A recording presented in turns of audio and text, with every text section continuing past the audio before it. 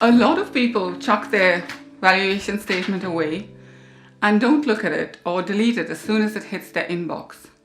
And if that's been you, well, let's change it. It helps if you know what to look for so you can feel confident when reading it, and that's what I will cover today. I'm Cleona, a financial advisor in London, and I share about personal finance, freedom, and clarity with money. So let's start with the purpose.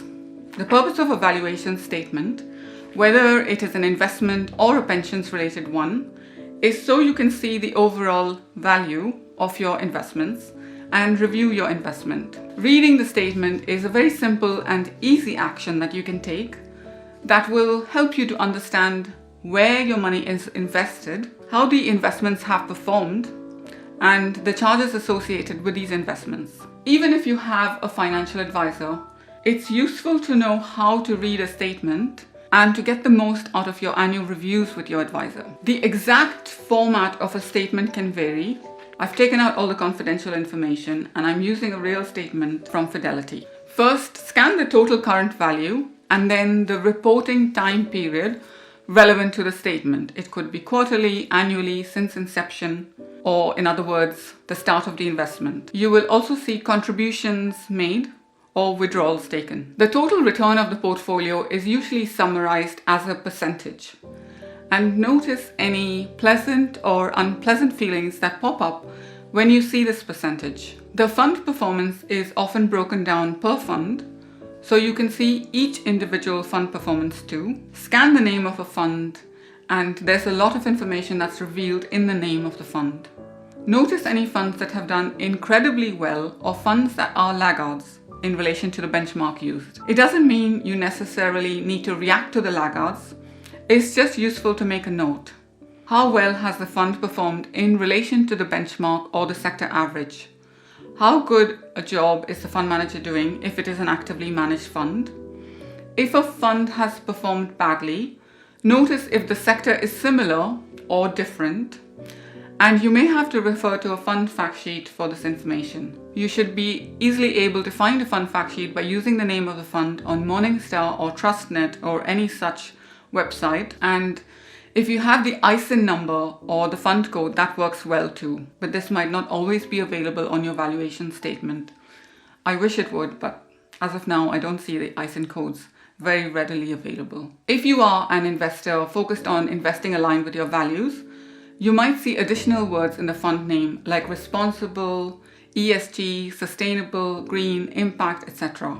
Most funds also show income or accumulation at the end, and this reveals that the fund is paying out any income or dividends, hence INC, income, alternatively ACC, accumulation units, where the dividends or income is automatically reinvested within the fund. The benchmark used should be relevant to the asset allocation of the portfolio.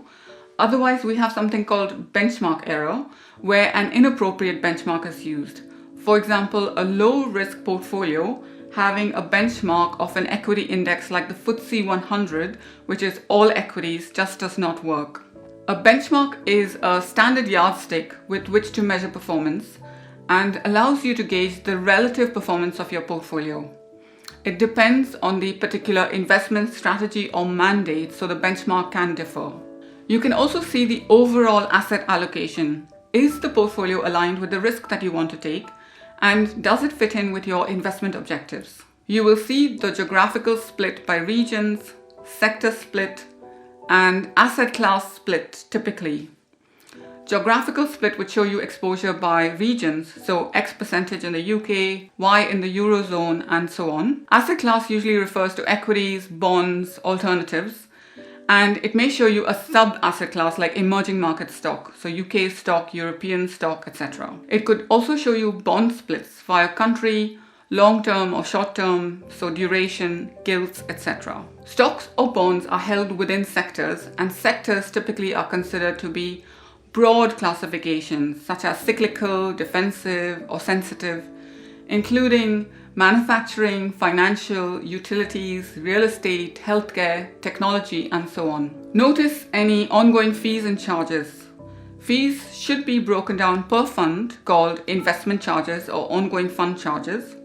You will also see platform fees, which is an admin fee charge to cover the cost of administering your investment. A platform is basically the website where you go and buy and sell funds or shares.